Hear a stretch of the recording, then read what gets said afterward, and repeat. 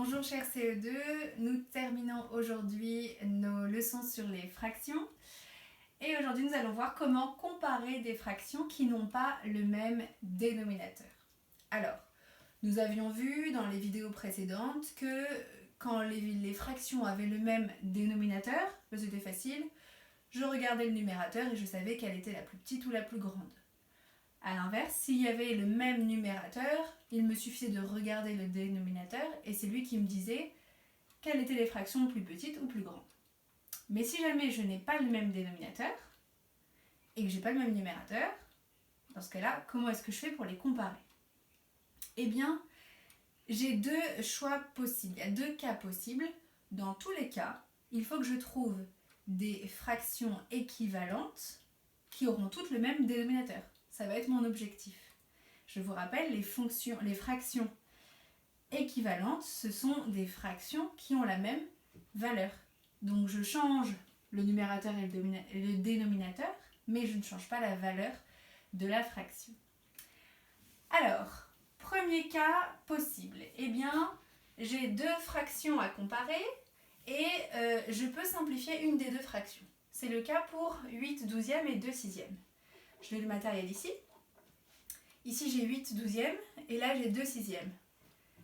Avec le matériel, vous voyez directement que c'est 8 douzièmes qui est plus grande que 2 sixièmes. Mais si vous n'avez pas ça, comment faire? Eh bien, on y va. Explication. Je dois simplifier une fraction et pour la simplifier, je veux surtout qu'il y ait le même dénominateur.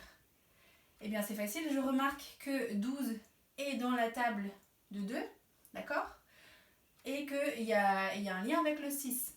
Parce que 12 divisé par 2, ça me donne 6. Donc ça, c'est très intéressant. Puisque 12 divisé par 2 me donne 6, j'obtiendrai le même dénominateur. Donc je fais ce calcul. On y va. 8 douzièmes, je vais diviser le numérateur et le dénominateur par le même nombre. Je simplifie ma fraction.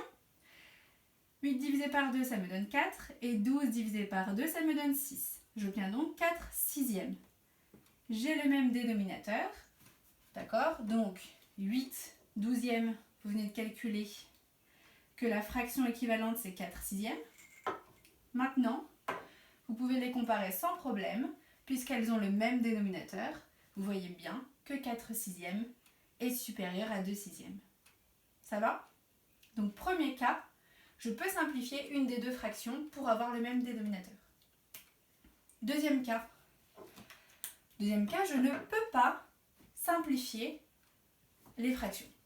Donc je ne peux pas utiliser cette technique. Donc comment je vais faire? Eh bien, il me suffit de multiplier chaque fraction par le dénominateur de l'autre. Explication. Vous avez 4 sixièmes et 3 quarts. Donc vous avez 4 sixièmes et 3 quarts. Avec le matériel, vous voyez directement laquelle est la plus petite et laquelle est la plus grande.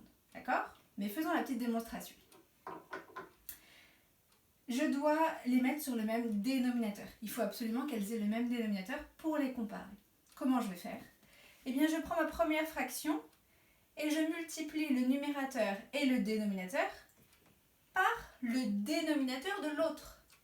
Ça fait donc 4 fois 4, 16 et 6 fois 4, 24. D'accord? J'utilise le dénominateur de la deuxième fraction que je multiplie au numérateur et au dénominateur de l'autre. Ça va?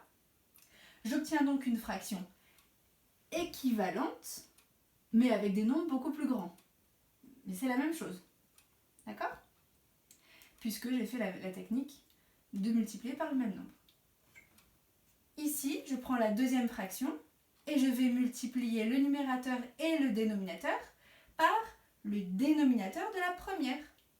Ce qui me donne 3 fois 6, 18, 4 fois 6, 24. Vous avez une fraction équivalente, d'accord? Et les deux, regardez, ont le même dénominateur. Je ne les ai pas en matériel, mais là c'est facile. J'ai plus qu'à regarder. 18, c'est plus grand que 16. C'est ce que vous aviez vu au début. On savait que ça allait être 3 quarts la plus grande. 3 quarts, ça correspond à 18 24e. 4 sixièmes, ça correspond à 16 24e. Il n'y a pas une grande différence, mais c'est quand même elle, la plus grande. J'espère que vous avez bien compris. Bon courage pour les exercices.